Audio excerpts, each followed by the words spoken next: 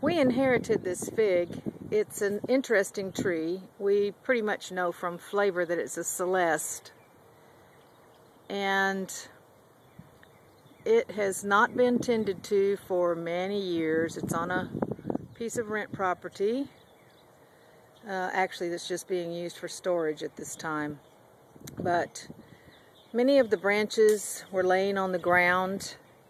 We did a little bit of work on it last year, but it was the wrong season, so we didn't do a lot. But you can see that it's tall, overgrown. Biggest thing is some of the branches have laid on the ground now, and they quite often root along the ground.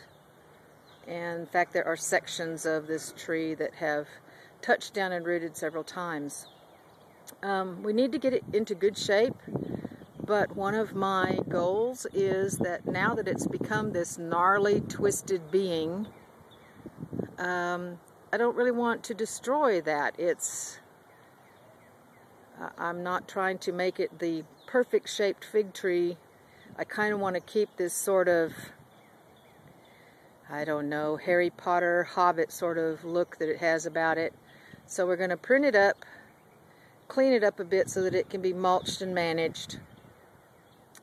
It has had a little bit of grass growing under it, but it's pretty much self-mulched itself through the years and produces a pretty good load of figs.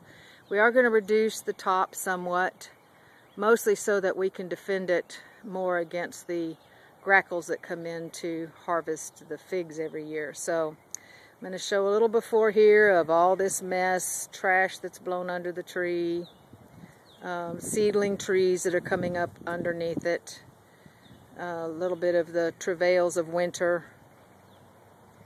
And then I'll show afterwards that we have cleaned the tree up, removed the hangers to keep them from rooting on the ground, but tried the best we can to preserve the ancient sort of twisted look of this tree.